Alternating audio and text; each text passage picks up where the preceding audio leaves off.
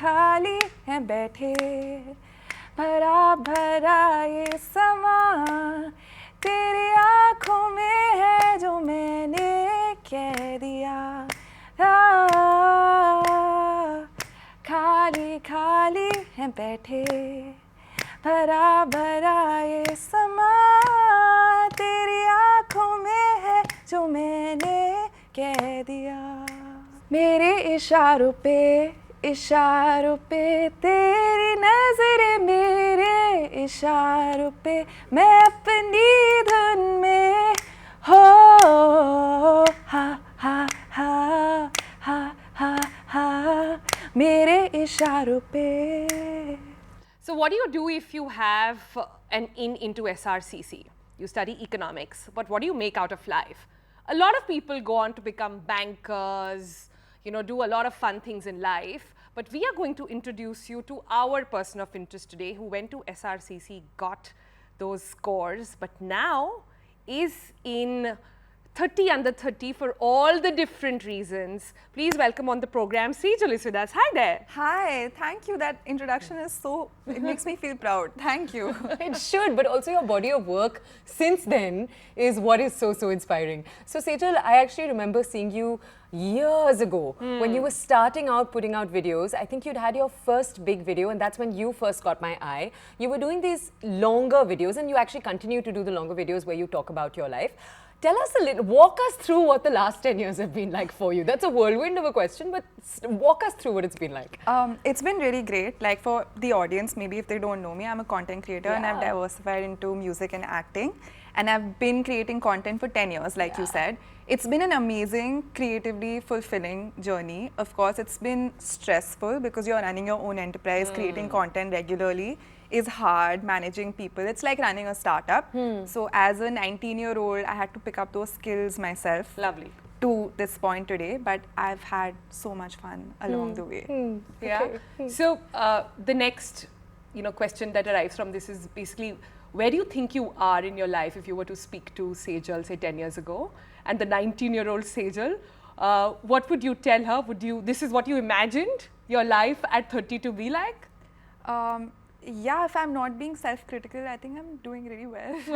And I am take it with pride, yeah. And I'm very proud of myself. This is a dream life. I get to have time freedom. I get to pursue my hobbies for a living and have an audience that actually interacts with the things I do, and also have the freedom to create new things. And I think that's a privilege that I actually remind myself to not take lightly every day. Of course, I've worked on it, but I've had support of everyone behind me to make it happen. Sure.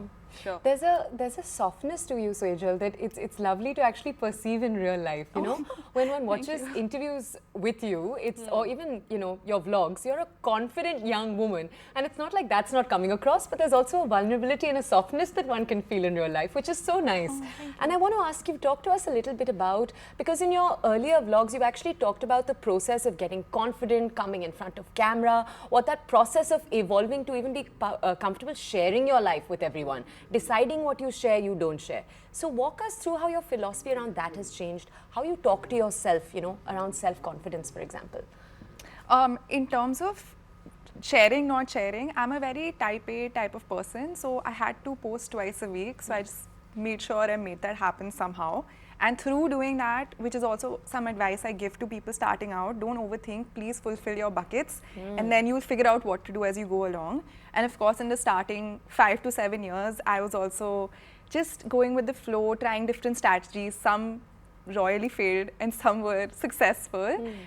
But in that, I think I've realized that I have honed things that I'm really good at, which is storytelling, which is making visuals look very good, my presence on camera, music, acting, and I'm continuing to focus on those. And as we grow up also, your friendships become more like private and more special to you. So I don't share so much of that stuff anymore because that's just a normal part of growing up. So I don't really think about it that way. Yeah. All right, but talking about the world of influencing, so much has happened in the past couple of months and especially this past year, right?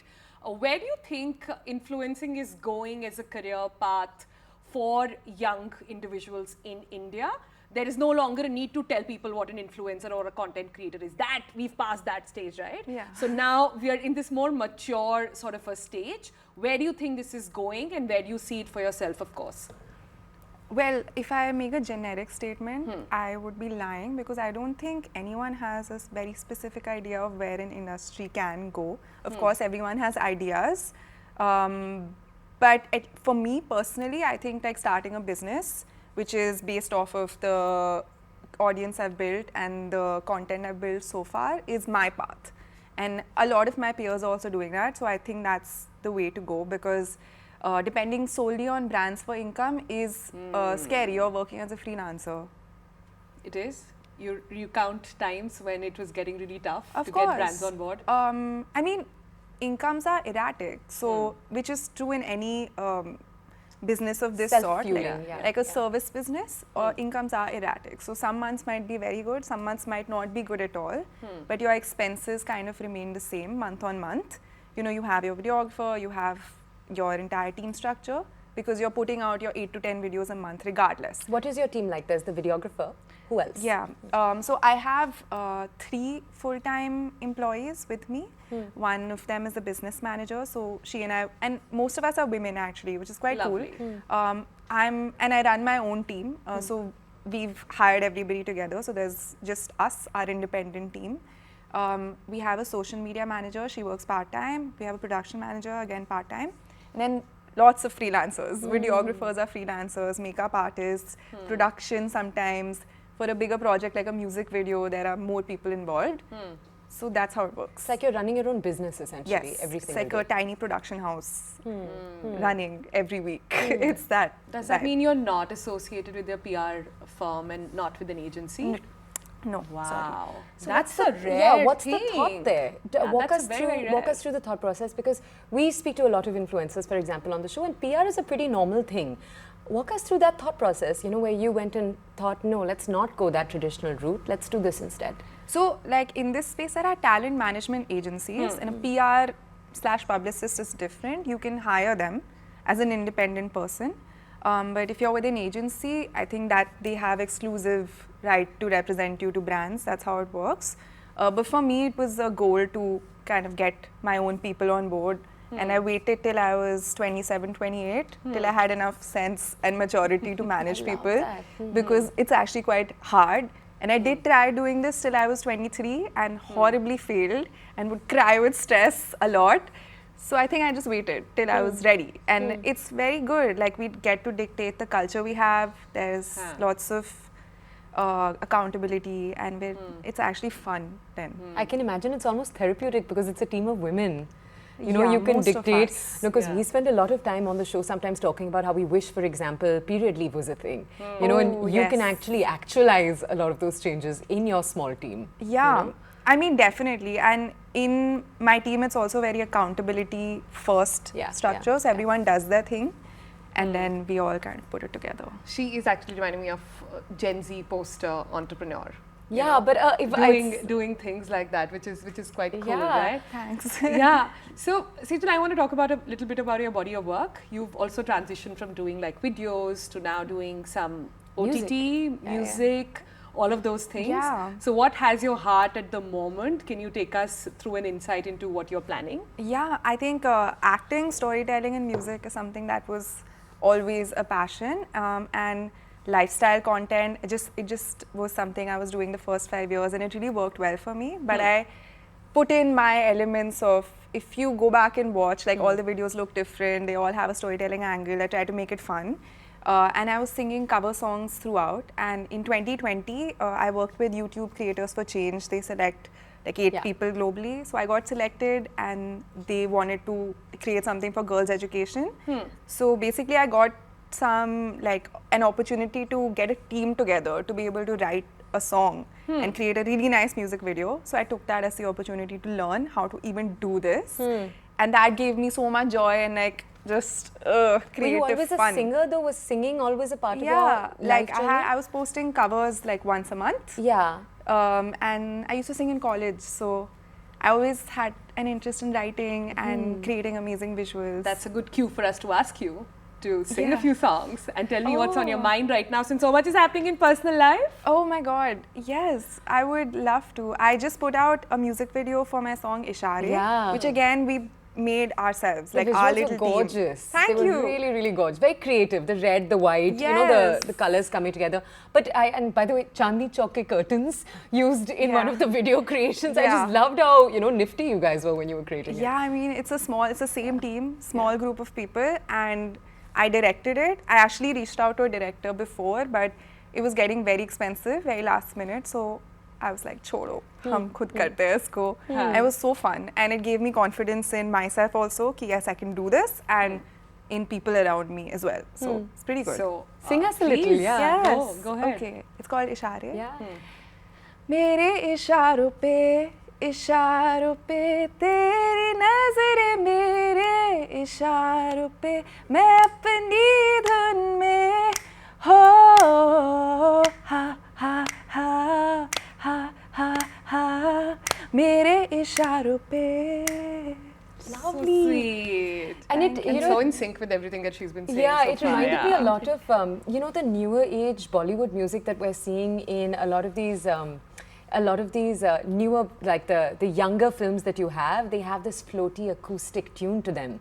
So your song also, the way you've produced it, also really reminded me of that new age, or Pratik Kuhar onwards. You know, the newer music we've seen coming out, the new wave, that feel where it feels like someone's just writing something really personal. Yeah. You know, about like about a love they've had when they were in their 20s. Yeah. You know, it is that. Like, I actually, throughout even my YouTube journey, I used to idolize like Troye Sivan, Conan Gray. I don't know if people watch them, but I used to love like that type of music and that type of just storytelling. And I always thought कि India में अभी there are not many people doing this. Of course, Pratik Kuhar, I used to follow his work a lot, and I still do.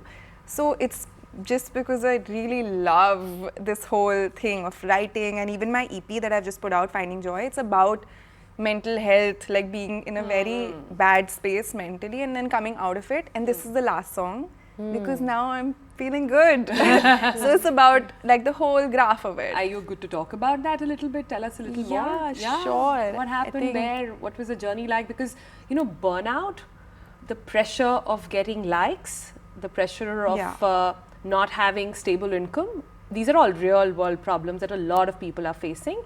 People who have managed to look beyond the glamour of influencing understand how difficult it is. And I think your generation of YouTubers have also been very vocal about it. So tell us, give us an insight. Yeah, I mean, this is personal to me. It's not general. I think like for me, I started off in this field because you want some type of validation. And I think everyone who wants to be public facing maybe has some element of that, maybe not. At least I did. And I came to terms with it. So when you're on the upward graph, everything feels very good. Even if you have to hustle, it feels very good. You will stress yourself out like crazy, but if there's a failure, at least I didn't take it very well. So it This took is your early 20s still that we're talking about? till like I think 25 to like 27, 28. Took me 2-3 years to like really. So like, what helped? Just working on myself. I used to just read a lot of books, and then I started going to a life coach. Oh, lovely. Again, I had like I'd worked for a while, so I was able to pay for that life coach because in the beginning, your parents also feel कि क्या ज़रूरत है, क्यों ये वो, तो फिर you kind of figure it out. But I do think it's important to understand what your relationship with failure and success is in any field, and because obviously there's going to be ups and downs, whether income, likes, dislikes. I think that's. Did you come out of it with a life mantra of sorts that you want to share with everybody? I think just a little distance from what you do is good. Ah, that's a good one. And how do you cultivate that distance now? I'm okay if things fail. I'm genuinely okay if things fail. I think it's fine because then obviously you have to wake up the next day and do something else. So, but even if you're stressing, you still have to do that. And if you're really caught up with what people are saying and if things are really not working out, you can't put good creative energy into your next project, which is inevitably required of you, especially if you choose a field that you're passionate about. In my case, I really love being creative. I really love my work. I really love doing taxes also for my work because I see like the purpose of it. Even if I'm doing the most boring thing related to my work, I really like it still. Nice. So, there used to be a saying back in the day where a journalist is as good as their last story. And I think influencers often sort of feel that you're as good as your last video, you're as good as your last reel, and you're as good as the number of subscribers that you have. For people still trapped in that loop, I mean, do you have something to say? The algorithm is kind of based like this because it doesn't really matter how many subscribers or followers you have. I mean, it's a good achievement to show, but people will watch you based on how recently they've watched you. Like if you appear on the home page, which is true for most platforms now because platforms want to make sure that people are on their platform more than a specific creator's profile. So that's obviously a tough thing to deal with, but I'm not the only one dealing with it. Yeah, you guys are also dealing with it, right? Yeah, on but your it's tricky Instagram, because so. if you decide to take a break, for example, what do you do? Like, how do you know what I mean? Like, an actual break from the platform will mean your content will stop getting as pushed out. Also, it feels like so. It's a little bit, it's a little bit of a tricky problem. But can we take you back to music for a second? Yes. Because we're not done squeezing that lemon yet. Can we tease you to just give us a little bit of something you maybe haven't released? I just want to ask you because you've just gotten engaged. Oh, yeah. As of just a little while ago. Congratulations. Thank you. And he's someone we've seen in your videos before. I know people used to ask you, is he your brother sometimes? And now everyone knows that this was someone, that you've been with for, I think, 5 years, a little bit more. Any songs of love that we can expect anytime soon? Like, what are we expecting on the music front? So many of the songs are about him. I know. Like, I think people realize that now. But yeah, like I was in the studio last month and we made a song which is very sweet. Maybe I'll release it next month. It's about kind of this phase of life only where you're just happy and you're just like, what's the next step? So that's Can you definitely hum us coming. just a line even though it's not out yet? मेरे को याद ही नहीं है क्या लिखा था. This is the thing, you play it and you forget. Like, Okay, let's make a dedication then. let's make a dedication in, what do you mean? To your fiance, if you had to like mentally go into a phase with him right my now. God. Yeah. Just a song. I'm So much voice is- pressure. voice is I'm so an beautiful, awkward you don't hear person. No, don't worry, but I kind of love, I love that we're just awkwarding through this. You know what I mean? Well, no, but one of my songs, Khali Khali, which the audience also really likes, like whenever I perform, they also like sing because it's easy. That's about our beginning Sing of us the a few relationship. lines, Yeah, even though sure. it's, Khali Khali hai baithe, bhara bhara ye sama, तेरी आँखों में है जो मैंने कह दिया. खाली खाली हैं बैठे भरा भरा ये समा तेरी आँखों में है जो मैंने कह दिया. So sweet. So beautiful. You really have that knack of creating like peppy but gorgeous and romantic at the same time songs, and it's really a knack. Thank you so much for coming Yeah. in. Good luck with everything that you're doing. And this was absolutely lovely. Thank you. Yeah, it was really lovely, and good luck on the love story that's just started. That has many years, many years. You guys are amazing.